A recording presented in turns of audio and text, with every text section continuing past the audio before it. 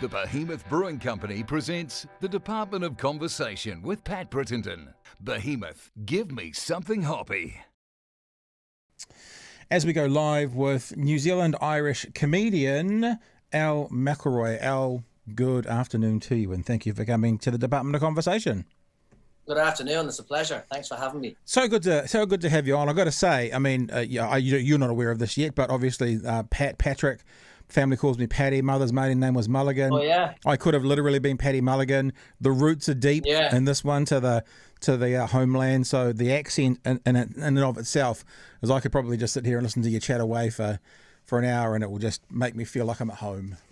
That's good. I nearly lost it just before lockdown. Number one, I noticed I raised the end of a sentence to my mate, and they said, "That's it. Your accent is gone." So lockdown, in one way, helped me regain the accent by overindulging on Irish media and movies just to make sure I got it back on track. But I was starting to lose it.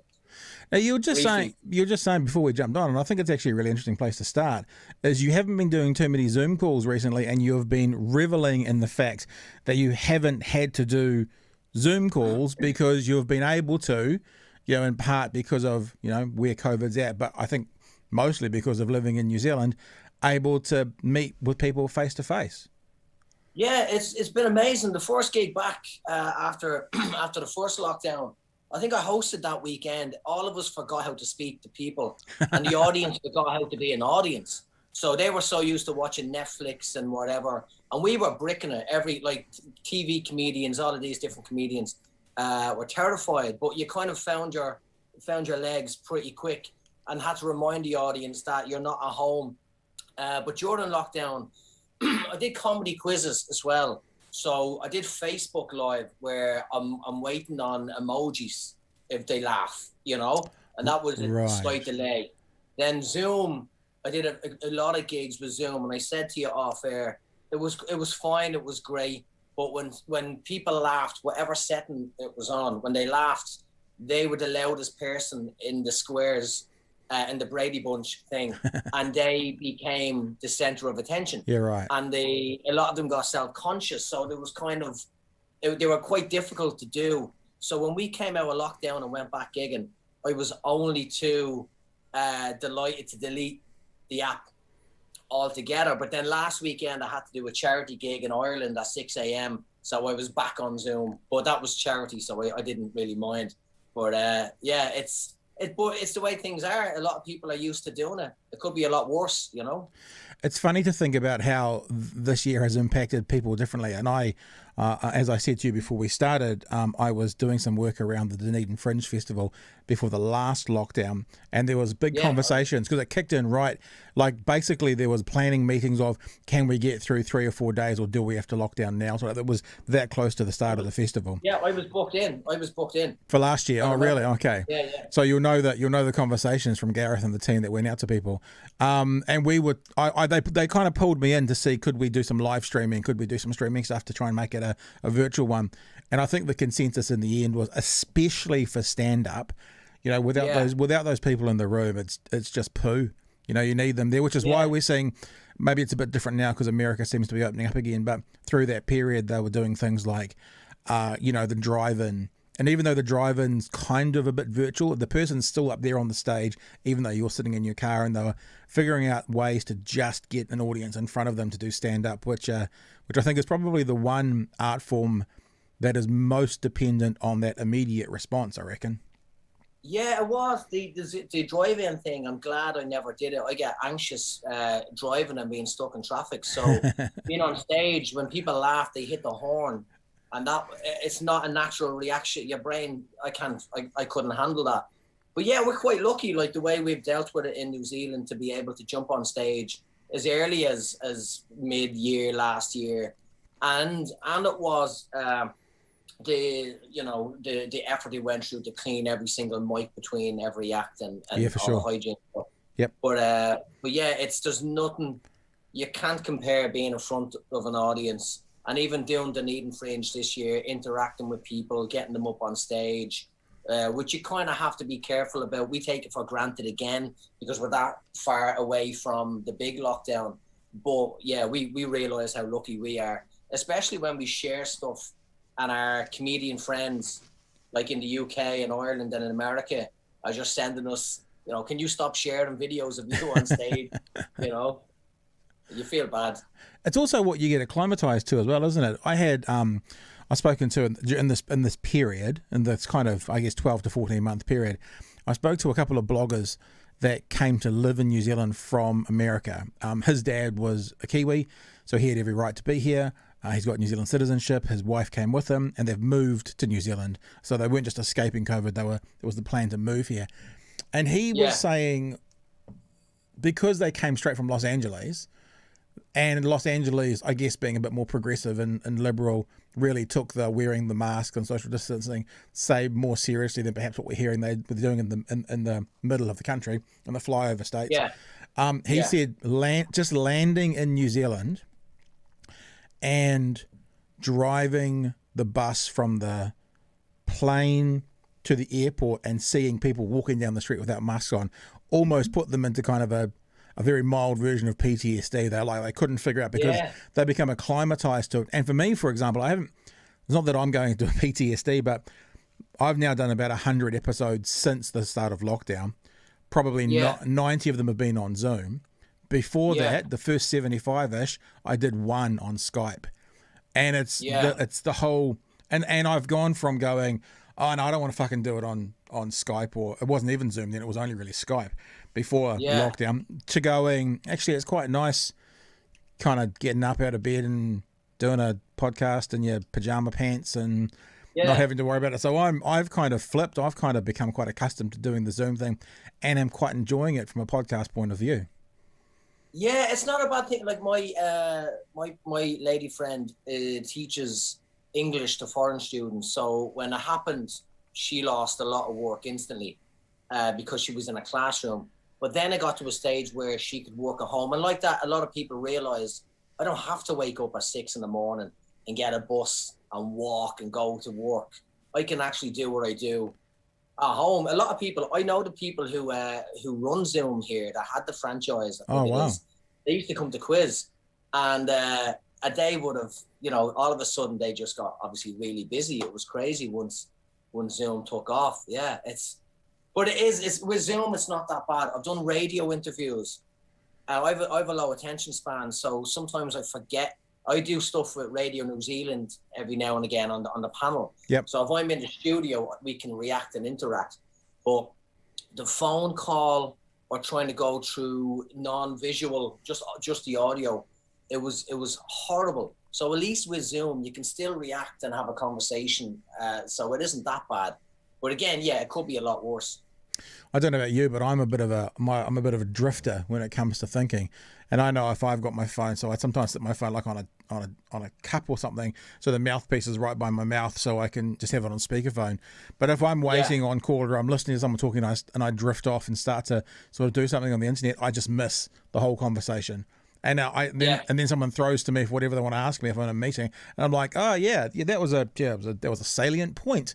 And it's just it's so easy to do that when you've just got that audio only.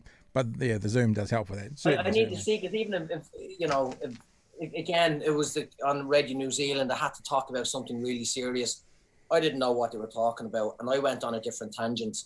And I think it was obvious that we were having two different conversations at once. You know, it was a bit embarrassing, but yeah, I'm easily distracted. Like, I need to be poked constantly while I'm speaking. So visual works for me. Yeah, I agree.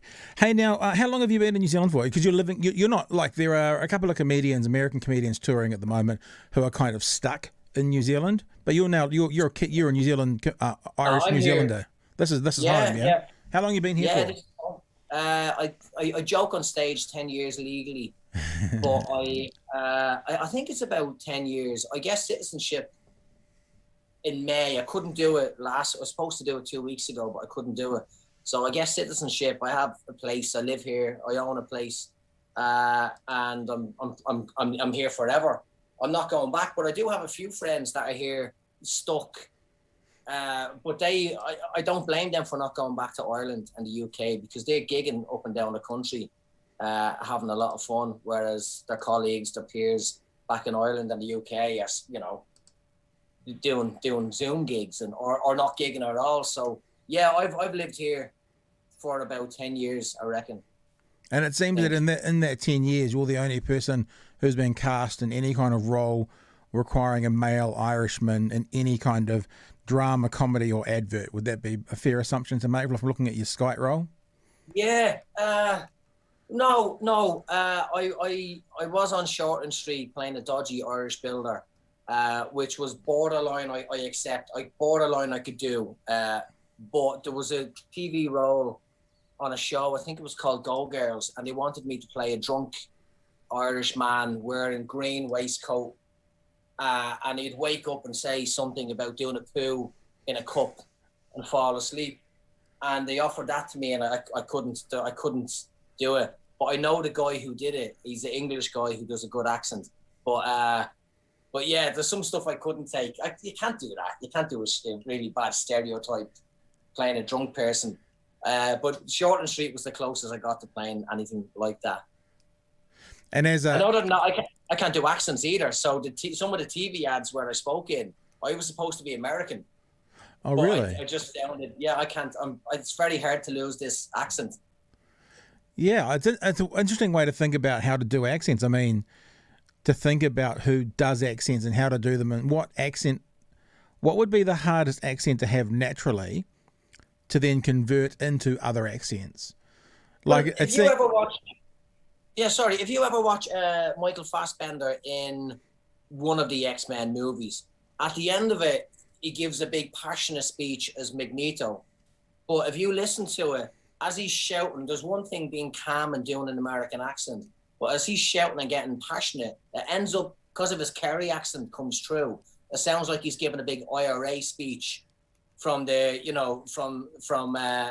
ago in Ireland. So if you rewatch that, you'll hear the natural accent come out. It's quite weird. It's quite odd.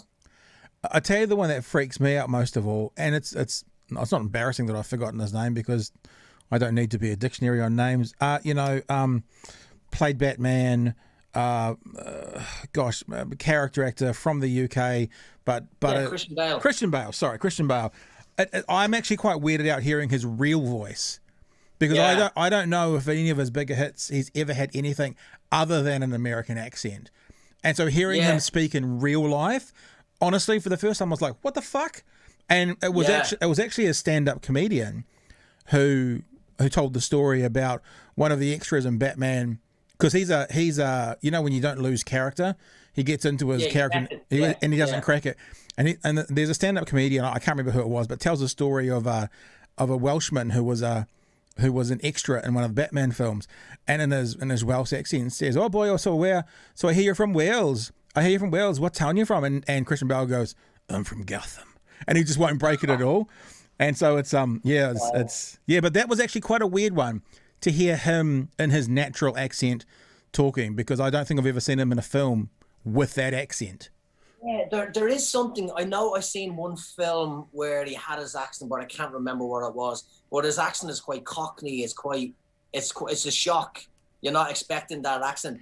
It's weird that you talked about some stuff that I did and method acting. I did years ago a movie called 6 Days, where I was it was about the Iranian hostage situation in London, and it's the first time the world's seen the SAS. And Billy Elliot, the guy who played Billy Elliot, Jamie Bell was the head guy of the SAS, who in real life is hardcore. He's not big, but he's a lunatic. I forget, Rusty Fairman, I think his name is. So we're in makeup, and I'm playing the head of police, and I'm Irish. So in makeup on the first day, me and the Jamie Bell had a brief conversation, and then he got really quiet and stared at me, like really awkwardly stared at me, and then didn't speak to me for the rest of my filming. And he explained afterwards, because he was method, because he figured out that because he's working class English and I'm Irish, we don't get on. He would have fought against the IRA in Northern Ireland, so we don't get on.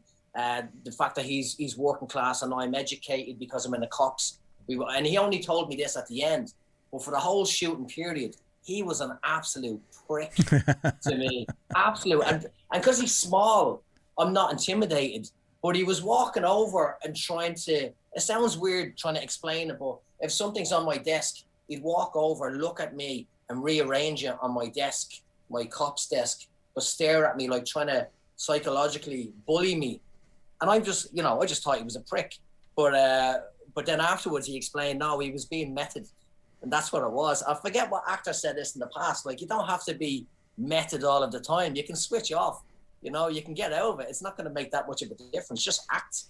But it's weird that you mentioned that. He's from Gotham. Christian Bale.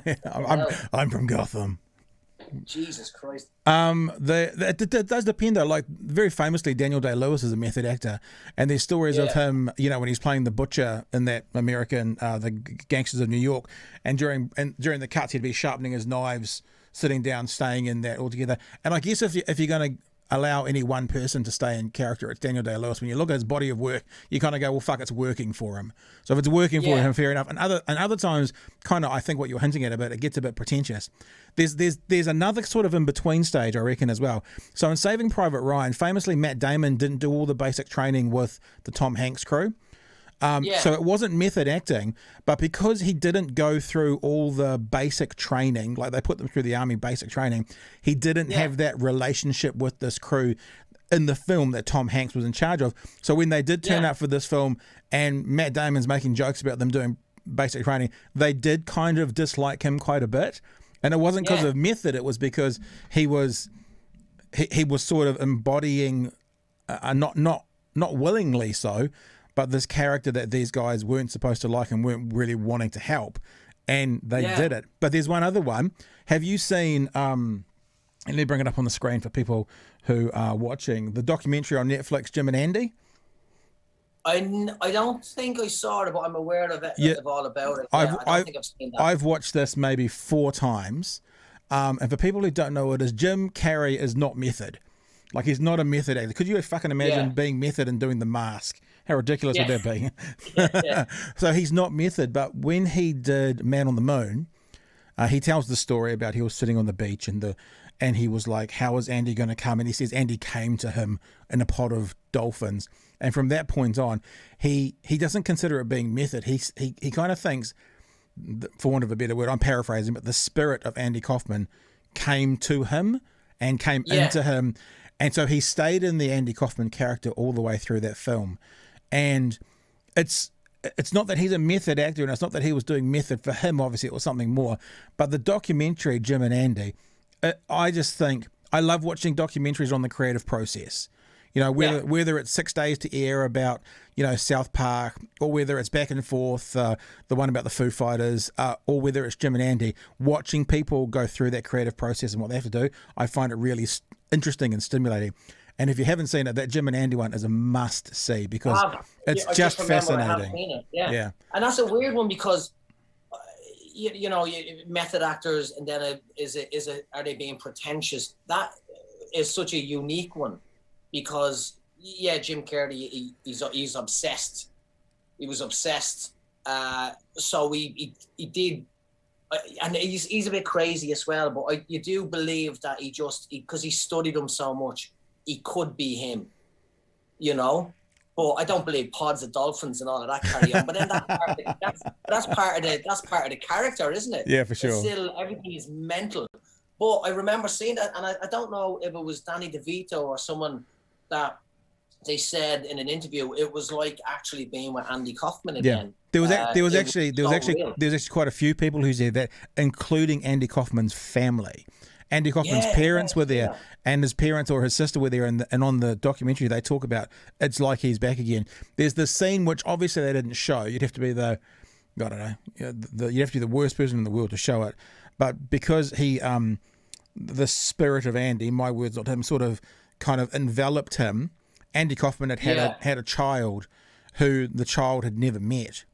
And there's a really simple, almost throwaway line, but when you hear him say it, you kind of choke up a bit. And it's something like, and she got to spend 3 hours with her dad. And it's Jim Carrey talking and spending time in a closed room, no one saw it, with Andy Kaufman's daughter as Andy Kaufman So it's just like, holy crap, that feels like a different level, quote unquote, method to sharpening your knives during cuts. Yeah, that is a different level altogether. That's crazy. I do remember more about that documentary now. And it's also interesting that you talk about Batman.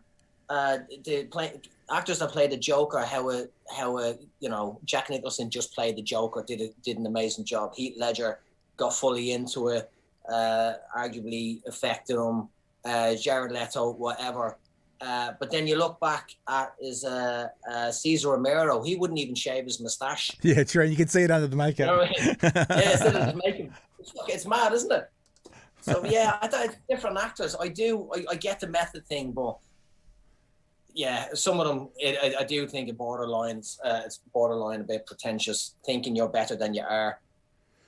Yeah, I think it can go that way. But like I said, you look at Daniel Day-Lewis and you kind of go, okay, okay, you can do it. You seem to be an outlier in that group. I look at other people and you kind of think, oh, you can drop this. I mean, you can drop. But then you look at, there was the likes of what was it, De Niro and Pacino and stuff, and you'd believe that up until they started doing comedies, and then you're like, nah, fuck it, you sold out now. Yeah. I don't believe it anymore. But Daniel Day-Lewis, he went to live as a cobbler in Italy for a few years, just retired and became a cobbler. That's out there, So yeah, him and the Jim Carrey one, I'd be happy to go along with and believe. I heard a rumor once, and it was probably it's 20, 30, maybe 30 years ago, that Tom Cruise, I think he did a film called something like Born on the 4th of July, where he plays is it a Vietnam vet? Yeah. And I heard a rumor that he wanted to get an injection to kind of stop his legs working. I mean, it sounds, as I say that out loud as a fully functioning grown up most of the time, I kind of think, well, an injection to stop his legs working, but you kind of heard those stories. Well, I mean, Matt Damon's a good example. I don't know the film that he's in, but there's a film where he's a drug addict, and he comes back emaciated, like weighing kind of 45 kilos. Yeah, he does that. I mean, think Tom Hanks did the same in Castaway. So what people do with their bodies sometimes is pretty. That's not really method, but is pretty amazing for a role. Go on, and again, Christian Bale did it, where he played Cheney, where he's really big and fat, and then he was in The Machinist. Is that what it's called? Where he's really skinny, and your body. That's not your body. That's a bit much, I think. I think that can affect you long term. But that's if you're willing to do that and you put that effort in. I don't think I couldn't do anything like that. I just want to get up and talk and then finish. Have a kebab, have a drink. So I don't think I could put that much effort into anything really. There is something very nice about the camaraderie when you're creating something. I mean, I've done more stage work than screen work, but I've done a little bit of screen work. But I imagine, you always hear those stories about Leonardo DiCaprio when they filmed The Beach. And they were in Thailand, staying on luxury yachts in a cove where the beach was. I mean, that sounds like the best, 15-week holiday / earn $10 million while I'm here sort of lifestyle. And I just wonder if, not that I'm judging, because if method is the way they're going to go to get their craft out, so be it. But I wonder if you miss out a lot relationally with people, because there's something about the end of the shoot day, going for a beer, into the production, going for a whatever, that you couldn't do if you were going to stay as the bad man from Gotham. Yeah, you just couldn't do it. I agree. I'm Irish. We socialise. I love having a drink afterwards, getting to know the people that you're working with. I think that's more important, because then the whole production is more fun. And when it's fun, it's easy. You remember lines. You get on with it, and you get the job done. If you're worried that Ray Winston is going to hit you because that's his character, you'll act afraid or whatever, but it's not going to be. It's just just act and clock off. I love clocking off. I think that's what it is. I just want to clock off and then do something different. But staying in character. Yeah, it'd be odd sitting there having a drink with Batman. He's not gonna wear the suit when he's sitting in the pub. So it's And come to think of it, right? I mean, I like talking to my kids about art, and it's very clear that when we're talking about art, it's about multiple genres, multiple styles, whether it's a painting or a song or a a film or whatever, there are other places where people act, but other than movies, there doesn't seem to be anywhere else where people are method. I've never heard of a stage show actor doing a big long run on Broadway staying method. The oh gosh, his name's jumping out of my head now. It's just done Hamilton.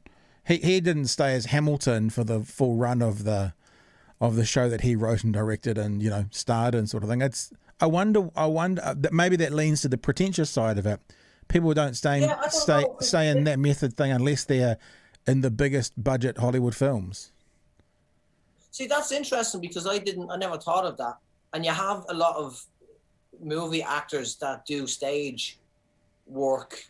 So a lot of them, I'd look that up because there must be some movie actors that are known as being methods who would have done plays on Broadway. That never even crossed my mind. So when Christian Bale's working on stage, I'm just Googling Christian Bale on stage. Does he stay method the whole time? And if you do stay method and you're acting like, as a cowboy, do you have to go home in a stagecoach? Or are you allowed to get into a car? How does that work? Exactly. You have to wear your Stetsons. Like what do you do? You tie the horse up outside. I don't know how far it goes. You have to eat tin beans on a campfire. I don't know how far it goes. You're going to call it, if you're playing a cowboy and you go home and your wife cooks you a lovely Sunday roast, you're like, oh, fuck, forget being a cowboy. You're going to have dinner or a takeaway or Chinese food or whatever. There has to be a point where you make them crack. Like if they're playing a vegetarian and you put on the best roast lamb the world has ever seen. That's it. Yeah. Although, some people may choose to. It's a bit of a tenuous link, and as you know, and as people who listen or watch this podcast, there's not often a lot of, direction of this. We just talk about stuff. But I'm going through an interesting kind of thought process at the moment about, in fact, I did one on St. Patrick's Day. When we talk about, what's the word? My brain's not working very well today. I've got a puppy at the moment. I'll come back to this. Yeah. And it's like having a baby. And for people who know that I've been talking about having a puppy here, look, I'll show you. She's actually under. This is puppy cam. This is under my. This is under my desk right now as I'm speaking to you. They're my feet and fat legs. So my brain's a little bit like having baby brain because I've got a puppy who's keeping me active at the moment. She's just been toilet trained, and so that's why I've allowed her in the studio today. So some words not sticking well, head very good. I understand. See, I've even forgotten what I was about to talk about when I was about to talk about it. Oh, that's right. When you talk about taking someone else's culture, what's that word? If anyone has appropriation. We talk about appropriating things. I put a text out on St. Patrick's Day, and I said, if you've ever complained about someone appropriating someone else's culture, and you're currently fucking dressed in green, getting drunk at lunchtime with no ties to the Emerald Isle, then you're a fucking hypocrite. Because it makes me think about. And then I said, as an aside, by the way, St. Patrick wore blue. Fuck yourselves. So this idea about being method actors and sort of coming, and that, for me, I'm going down this thing at the moment about what we can and what we can't do. There was this news about Sia a few weeks ago getting in trouble, now being called ableist because she used an actress to play a part in a short film who was autistic rather than an autistic girl. And I'm sitting here going, look, just I'll follow the rules. Just give me the fucking rules, right? If you give me the rules, I'll follow them, right? If that's what we're saying, if we're saying an able-bodied person can't play a disabled person, I'm actually fine with that. But what else does that mean? That means that, Cliff Curtis can no longer play, he's well known for playing sort of roles from the Middle East because of his skin tone. That's not his culture. That's appropriation. Lesbians can't play straight women anymore. That would be appropriation. You know what I mean? What about so Spider-Man Tom Holland, he uses an American accent. That's an appropriation of an American accent. And so I'm just trying to go through this thing going, what are the rules? Give me the rules and I'll abide by them. And I mean, you're a stand-up comedian. We haven't talked much about comedy, but it seems to be an area that a lot of stand-up comedians sort of You know, they make what can you joke about? What can't you joke about? What is it okay for this white quote unquote cisgendered male talk about? What is it okay for this person to talk about? And it's I did say it with a tenuous link, but it's something that I'm thinking about a bit at the moment. Yeah, oh, it's massive. You've said a lot there, and there's so many different directions you can go in. It's such a weird thing. The St. Patrick's Day thing, first of all, it is what it is. It's always been that. And when I lived in Ireland, we loved it because we'd get foreign people come over to Dublin. We went out to town, and when you were single, you loved it. You know, you went out. They were over looking for whatever. Kiss an Irishman. It was great. Yeah, it was great. It's weird when I came here. I slowly changed my mind. St. Patrick's Day here wasn't the same as I experienced in other countries. That's kind of hard to explain. There wasn't. I think New Zealand is a bit of a Presbyterian history when it comes from the white side. So if you go to America and you're Irish, they hear your accent and they love it and they want to buy drinks and what you doing here. I visited my friend in Pittsburgh. Nobody could understand why I even went to Pittsburgh. I didn't pay for a drink the whole night. And other Canada and a few other places. But New Zealand on the most comes from a Protestant kind of when it comes from the English or the British. So there's a lot of Irish people here, yeah, but it's the only place in the world I've experienced anti-Irish stuff. Really? Yeah, it's a long story. It's happened. I get used to it now. But it's so because of that, I think I changed my mind. Like St. Patrick's Day, I won't wear green anymore. I used to give my green tops to all my mates. We'd go out, hats, whatever. Now I don't really. It doesn't bother me as much.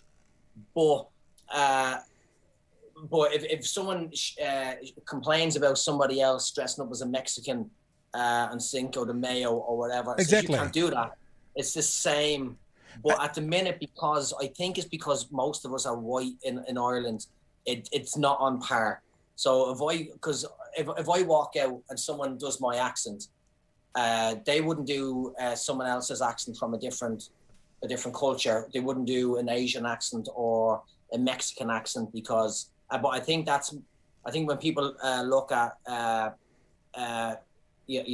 groups of people that were tread upon or whatever, even though Irish people have had it, but not as bad as Africans and other cultures that have had it a lot worse for longer. So I think. But on that point, and I won't use the word because I don't feel it's the right word to use, but my ancestry is in Belfast, right?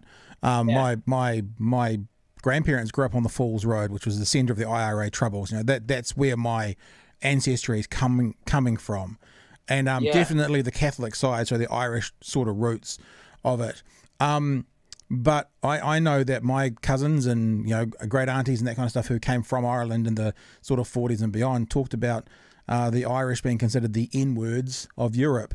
So whilst it's not the same, and I'm not saying it is a parallel, no one quote me on that, the Irish were certainly considered the way it's been told to me, the sort of lowest on the totem pole. Can I say totem pole? Talking about culprit, am I allowed to say totem pole anymore? All right, lowest on the totem pole through Europe, sort of thing. Yeah, it's quite an odd one. Right, like I said, I've been around the world and never experienced it. I've experienced love and when you go to countries, oh my God, I love the Irish, and it was a culture shock. It was a mind fuck when I first came here, and I just landed and we were in a cafe and the lady was asking, what you doing? You living here? You moving here? Blah blah blah. But it was her closing line as she walked away. She said, well, welcome to New Zealand. Don't worry, there's no guns here, so you'll feel safe. And we didn't click what she meant by that, but I think she seen a video of the Troubles and thought that was Ireland forever, Then another time I was working for a mobile phone company and I was being trained how to use the till system. So I'm cracking jokes and trying to make it jovial while I'm struggling to do my job.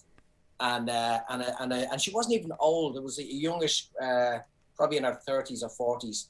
And she just said out loud, typical dumb Irish don't know how to do stuff. And because I was in a job, I couldn't react the way I wanted to react. But stuff like this has happened a lot. But I have been living here for 10 years, so it is going to happen quite often. But I had a lot of different experiences like that. But yeah, the St. Patrick's Day thing, it doesn't bother me when people dress up, because I see it as a celebration. If they dress up and start doing stupid accents and start, but then it is what, it has an audience. In Dublin, it kills me to see it, but there's a leprechaun museum in the middle of Temple Bar. It's horrible. No. To go. That's but terrible. It's aimed at tourists, and it makes money. And there's a guy from wherever in the world dressed up as a leprechaun getting photographs on the street. I don't know where you draw the line. People got to make money. Well, and let me just state this really clearly. I'm not saying don't celebrate my patron saint, Patrick. Yeah. I'm named after, like, my family's so Irish Catholic, that my three sisters' middle names are Marie, Maria, and Mary. My three, that shows how Irish. And my mother's maiden name was Mulligan. You can't get much more in there. But you make a really interesting point about for people who don't know, because Mary is part of the Catholic Church. So that's why all the three names. Yeah. You speak about the accent, and look, let me make this clear. I'm always careful to make sure people are clear. Joe Wheeler is a Otago rugby player, and he made a really stupid comment in the weekend where he put on an Asian accent, and he talked about he put on a Japanese nationals playing for Otago Islanders at the moment, and he talked about him performing really well. So it was awful. It wasn't smart. It wasn't funny. He was trying to make a joke. But as you're saying about putting on the accent, if it had been an Irish international and he had said something like, "Oh, fiddle-dee-dee, didn't he do well?" Yeah. There wouldn't have been noise about it. There would have been no noise about it. Now, I'm not saying this to defend Joe Wheeler and what he did. He's a moron. It was stupid. But this comes back to my point about just fucking tell me the rules. Because in theory, if you can't say Lily, and you can't, I'll make that clear, you can't, then surely you can't say St. Patrick either if you're not Irish. So what are the rules? Tell me the rules. I'll abide by them. But the problem at the moment is we have a culture and a society that is saying, well, you can't do this with that group, but with that group it's okay. With this group, the thing I'm ardent on at the moment is I won't be judged for decisions and opinions I had in my 20s and in my teens. You can judge me if I broke laws in the 20s and teens, that kind of stuff. Like if I committed some horrific crime in my 20s and that got out now, fair. If I had a horrific opinion in my 20s, you can go fuck yourself. At the moment, people are being, and I'm not going to say cancel culture because I don't want to be a part of that world, but people are having impacts on them today based around things they said, tweeted, thought when they were fucking teenagers. A girl just lost her job as the editor for Teen Vogue from a tweet she made when she was 17. That's ridiculous. Yeah, that I struggle with. I was happy being an idiot when I was young. You don't have a clue what's going on in the world. And then I went to college and I got a degree, and then I was, properly educated. And then I look back at some of the stuff I've done and said then, and I'd never shared it with anyone. I'd never shared it. I'm glad there was no cameras, but stuff that you thought was funny with your friends. Yeah. And you're like, people change just because you got educated or whatever. You don't have the same views that you had back then. And then there's some stand-up routines. From my media degree, we made a comedy sketch show, and it hasn't really aged well. There's a couple of comedy sketches in it, but you look back, and even you look at some TV programs that are, they haven't aged well. Some jokes, some routines that I used to do was really funny.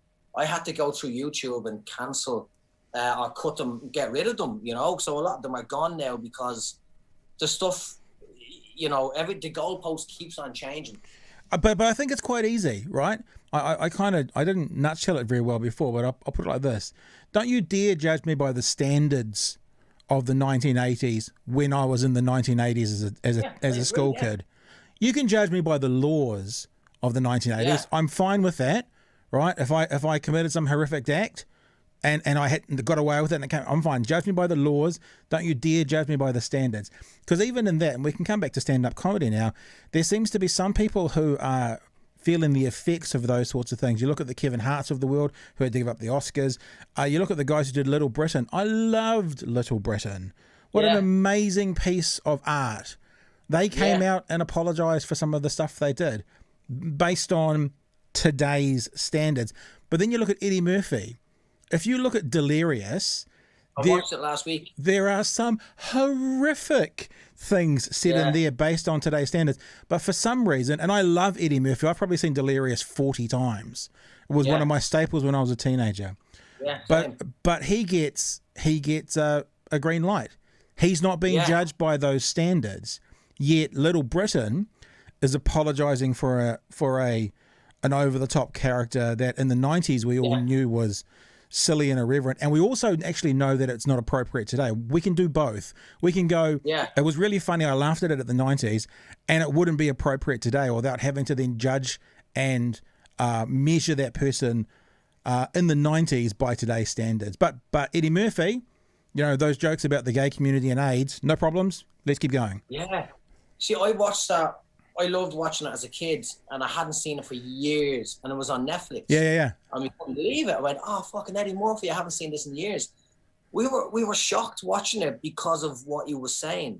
Not that it was shocking, but it was shocking that it was, of all the programs and stuff that's been cut from Netflix over the years, cancelled, if you can say cancelled, there's still stuff like that is out there. I'm trying to think of an example. There's a couple of songs where they use phrases and words in the songs.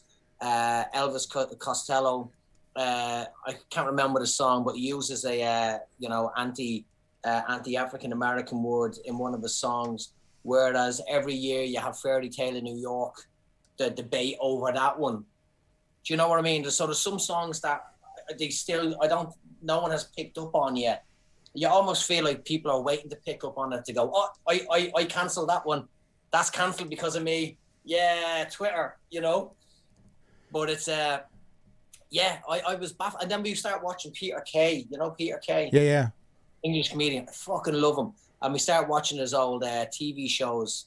And again, not on par with Eddie Murphy, but there was some sort of jokes in it that was very funny and really funny at the time. But you look at it now and go, I don't know if you can quite get away with that. But I think we've just answered it. I think we've just come to the conclusion together. It's like you can have two positions. You can go. I've said this before on the podcast, so I'll say it again. I've said the N word hundreds, if not thousands, of times because in the 80s I listened to, sung along with gangster rap. I still have my NWA album sitting upstairs that I bought in Queen Street in Auckland in 1989 from an American import. I've still got it. Now, I've never said the N-word about someone or to someone or used it in an aggressive way, but I've said the N-word thousands of times because in the 80s and 90s, you sung along with Snoop D-O-double-G or with Ice-T or with Ice Cube or with NWA. Now, I still sometimes play those music, and guess what? I don't say the word when I'm singing because it's a different time. I can have, it's not all encompassing, right? You can go, I enjoy that in the era it was appropriate. Since then, we've moved out. It doesn't apply anymore. Now, if someone hears me say that I've said the N-word hundreds, if not thousands of times, and they want to make something of it now, well, I can't be cancelled because I have no profile, so it doesn't matter. But it's the reality of I'll fight tooth and nail. You're not going to judge me for what I did 20 years ago based on today's standards. You're just not. I'm not. It's not going to happen ever at any stage for any reason. It's weird, and it's like when you use the phrase. There's a lot of phrases you can't use, even though it's. So if you say it was of the time, you know, pitchforks, you can't say it was of the time and stuff. Like it's weird, you know, when you're growing up and I was around my granddad, and he'd use phrases and words that we thought was, you know, you couldn't say that. And that was my granddad, and we thought, oh, we'll never be the same. But now we're reaching that age where there's stuff that was okay when we were kids to say that you can't say anymore. like my granddad used to call us queers, but he didn't mean it in a gay way or whatever. It just meant we were queer. We were odd looking kids. We were really ugly kids. Queer looking. But queer, and he said queer. So if he said that now, cancel your granddad. You can't say that. But it's just a word that was okay of the time. That didn't mean, what people perceive that means now. I also think maybe it speaks more to the people who are trying to get rid of the things. And I'll use a word that might make some people feel uncomfortable, and I'm sorry if it does, but it's not an N-level word. But the word retard has been taken away. Now, the reason it's been taken away is because of the relationship that some have given it to the Down syndrome community in particular. Yeah. The thing is, when I was growing up, man, I sound like a fucking boomer. I'm not a boomer, I'm Gen X. But when I was growing up, I never once used the word retard in relation to the Down syndrome community. And if you look at what the word means in the dictionary about lacking in intelligence, I used it towards a friend when they were being a fucking idiot and showing less intelligence. When they were being a retard. And the other thing is there was a lot of, and I don't want to get into this fucking debate, but there was a lot of conversation not too long ago about J.K. Rowling and talking about her having a new book out describing a man in a dress, and the transgender community got up in arms about it. And I went, I've never once in my life thought of a transgender female, a male to female transgender transitioner as a man in a dress. For them to even say that that's what that means, I'm like, well, hang on, but if you think that's what that means, isn't that speaking more about what you think? I've never once thought, a transgender woman is a man in a dress. Never once. Never even entered my mind until there was a big hubbub about the story about a man in a dress apparently referencing that meant that she was accusing this person of being transgender. And so I sometimes think about the bigger conversation, and it comes back again to this idea of, you didn't think you'd be getting into this conversation when we started talking about comedy, did you? This conversation around just give me the rules. And I think that I'm probably quite lucky that everything I do is quite small and off the radar, and I don't have much profile because it also gives you the amount of freedom to kind of go, well, no, fuck it. I'm not going out to hurt anyone. I'm not going to use words to hurt anyone or attack anyone, but I'm also not going to be judged based on my thoughts and language when I was 25 and hanging out with boys playing basketball. Like, that's the other thing. I spent a lot of time in South Auckland and I'd play basketball for 30 or 40 hours a week. The N-word got thrown around the court there, left, right, and center. That was the culture of that. So and you can't be punished or called out for saying that, that long ago. It's weird. I've two little stories. One happened quite recently, and this on the same part of what we're talking about. I'm talking about my dog. I had him in there's a halfway house pub near me, and it's where I was telling this story, and it's a true story where it's where some of the ladies of the night, we'll call them for the sake of the conversation. Ladies of the night start. I'll tell you what I said now. And they kind of start off there, and it's fine. And it's the best beer garden in Auckland, but no one really goes there because it's a halfway house. So I'm sitting there with my dog and my friend, and the lady came over and said, "Can I rub your dog?" And she rubbed my dog. He goes on his back straight away. And I cracked a joke saying, I hope you don't charge me for this, right? And it was funny, and we laughed, and that was it. I told that story that weekend to a group of friends. It was a few couples, but I used the word prostitute. And I said, and there was a prostitute that was there. And then someone in the group told him to be quiet and said, it's a sex worker, you can't say prostitute. And I didn't want to get into the debate. I just said, okay, whatever, carried on. It's not even that funny a story, just carried on.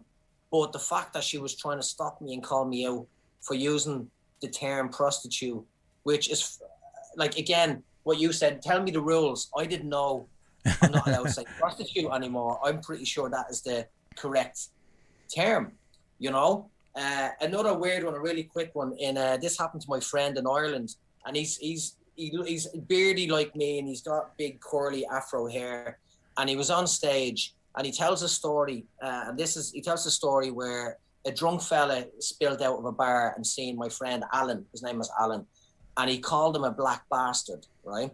Because Alan has the afro hair or whatever.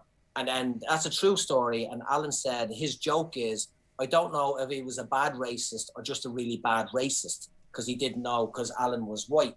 Everyone laughs, whatever. It's really funny. But one woman in the crowd sent an email to the guys that run the comedy night, saying she was offended, and she's white. I'm offended by that guy's racist joke. I was aware of a black man in the room, and he felt awkward, and I felt awkward for him. The black man in the room was our friend. He's a comedian as well. His name is Martin. He's heard the joke a million times, and he's from Dublin. He sounds Dublin. You know, he looks classy. He wears a suit. So this one lady that was offended just created this whole a whole imagery and environment in our head, which was completely different to what was going on for everyone else. And it's because of social media, they have the power to share it, and then it could kick off and whatever, you know. It's nuts. I tell you something, at the moment, I think Dave Chappelle is a light on the hill, because he really doesn't give a fuck. He really doesn't give a fuck. And the thing about it, he's powerful in his message, and he's obviously, if not the best stand-up comedian in the world, he's certainly one of the top of the top at the moment. Yeah. And the thing that's great about him is he could not give two fucks, and he does what he wants to do, how he wants to do it. And look, I don't want to sound like I'm now flipping and being hypocritical, but I can understand someone being uncomfortable with a joke, and that's fine. And I can understand the idea of you don't need to ingest that content, but I can also understand the idea that if there is something really wrong, sometimes it can start with one person, you know. So I can kind of see the overall conversation, but I guess what I'm going is, and I've said this 12 times now, show me the rules. Just to expand on that a little bit, I'm like, show me the society's rules. Like, I don't care about what, you know, the liberal white arts brigade, their rules that they want to impose on society. I'm like, well, let's have this conversation. And quite often about these issues, I've said it several times on this podcast, I'm like, I don't think we've got the language for this conversation a lot of the time. It's like one group saying one thing, one group saying another thing, and actually somewhere in the middle is where we should meet. And until we get that language, we can't have the authentic conversation until we find it. And I'm like, this is not, when we're talking about, I guess, sociological issues, and that quite often there will be an ardent group of militants who want to tell everybody else what's going on. And from that can come good change, but it can't come with the rest of society's arm twisted up their back. So let's have the conversation. Let's figure out what we want as a community, and let's move forward. I think if you talk to most people, no one really wants to hurt people or harm people or bring people down. None of those things. We don't want that, but we also don't want to be told, like the example I use is I watch a lot of American political television, and there was obviously a couple who was an older white couple, right? And they were protesting against Antifa. They were standing in a field, like a town square, holding up the American flag. And some members of Antifa went past them and they were like, fucking racist, you're fucking racist, da, da, da, da, da. And my response was, well, they might be a racist couple, this elderly couple, but holding an American flag is not the metric to decide that.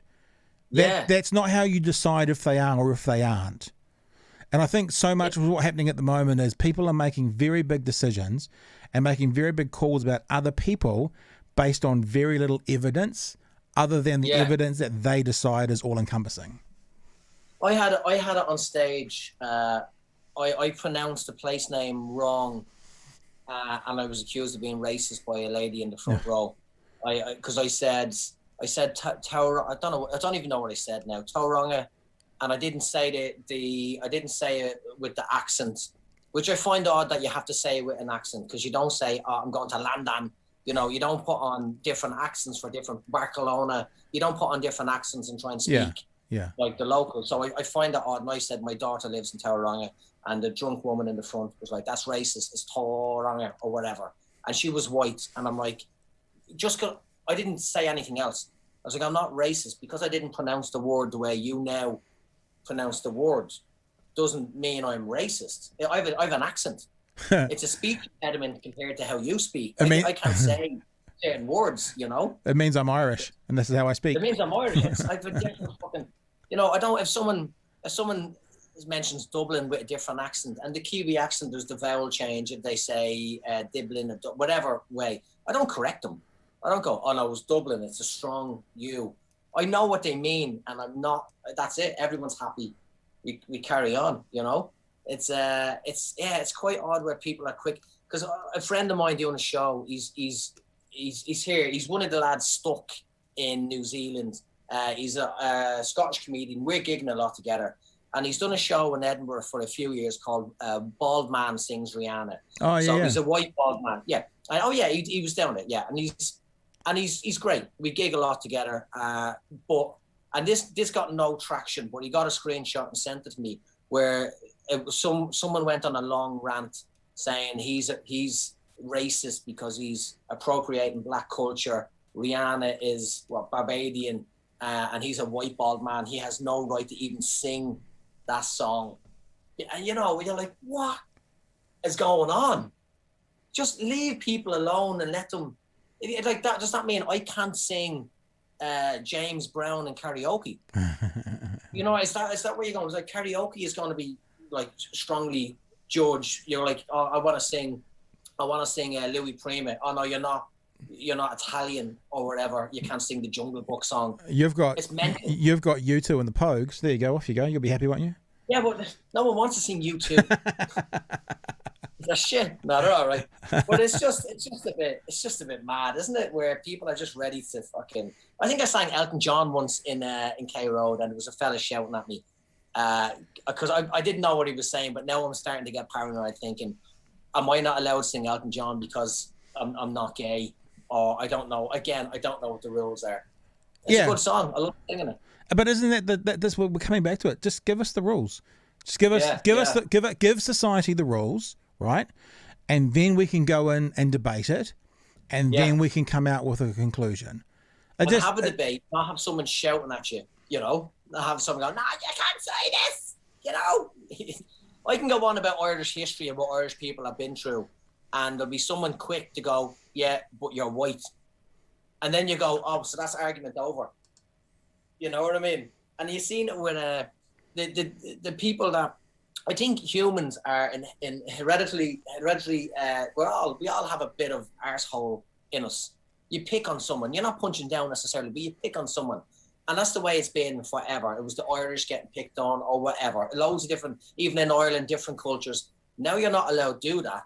And the very people that you kind of change that, then they have to blame stuff on someone else.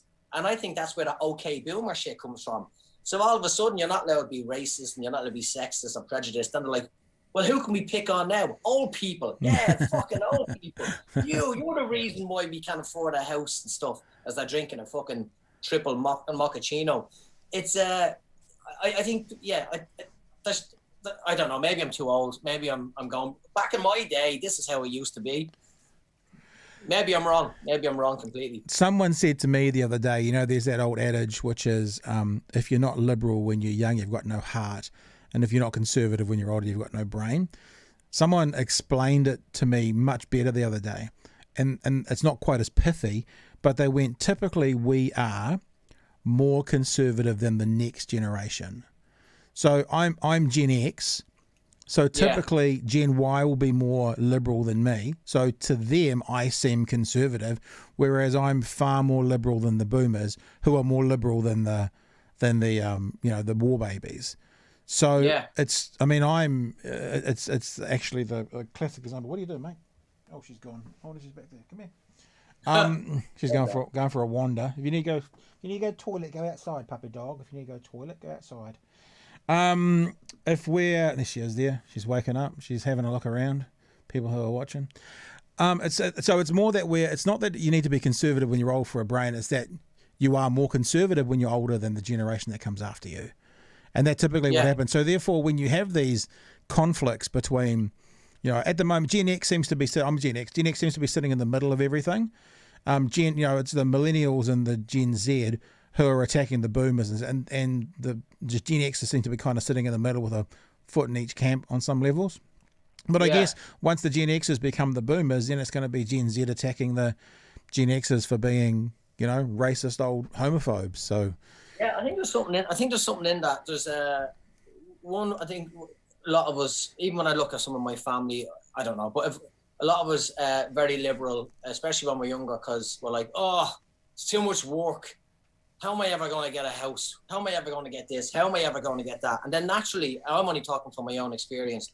You realize, oh fuck, I have a kid. I have to work more. I have to do this. I have to do that. And you automatically start kind of growing up. And then you're like, why should I share my wealth with those kids who are lazy?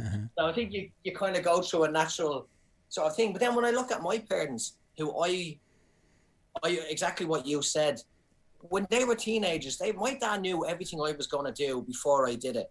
He knew when I walked out of the house, I was going to camp in a fucking field with a girl. I'm like, how did you even know that? How did he know what I was doing? Because he did everything, and he did a lot more than me. That generation did all the drugs, had all the wild parties, had the orgies, had everything, So, but we still look at them as, they're conservative because they have a house, and they're working as best they can. They don't have a pension anymore. Pensions are gone, so they're still trying to work up until they die. It's weird. It's weird. Hey, it's been it's so funny because how we literally have this thing going on that we don't really have a direction of the conversation. There were some things I was going to talk to you about, but I reckon we've had a pretty good chat.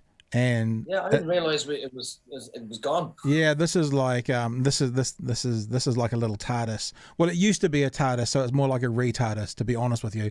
Can you say that? I can, because it's technically correct. It was a TARDIS in the past. Hey, come here, dog. My dog's wandering around the studio now. Come here. She's gonna go and do something in the corner of the room. There she goes. Come here. No. Come here, mate. Come here. Come here. This will be good for people who are listening and not know what's going on. So, oh shit! I just broke a bunch of stuff behind me. Where? You're all right. Come here to me. Oh, come over here. Come here, look. Come here. Come on. Oh, there we go. Puppies to say goodbye.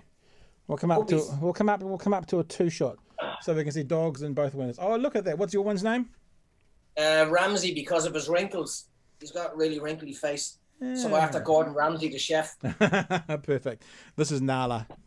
Nala because she looks a bit like a lion. Oh, nice. That's my name backwards. Nice. Hey, well, listen, if people want to find out more about you, this is quite difficult to do this with a dog on my lap. The website is McElroy.com, McElroy.com. And it's been an absolute pleasure to talk to you. I've enjoyed this a great deal. I'm pity I missed you when you came down to Dunedin, but I'm sure you'll be back again through, and we'll talk to you anytime you want. Anytime you want to talk to you, you're all right, mate. You're all right, mate. Here you go. Go outside and go to the toilet. It's funny, people who are listening, that was me talking to my dog, not a person in the thing. I'd love to catch up again soon, continue the conversation, have other conversations. Yeah. It's what we do, and it's been an absolute pleasure to spend some time with you, and I'll just go and cut all your bits out and listen to your lovely Irish accent for as long as I can. Make me think of my homeland. Yeah, no worries. All right, Al, all the best. Cheers, man. Thanks a lot.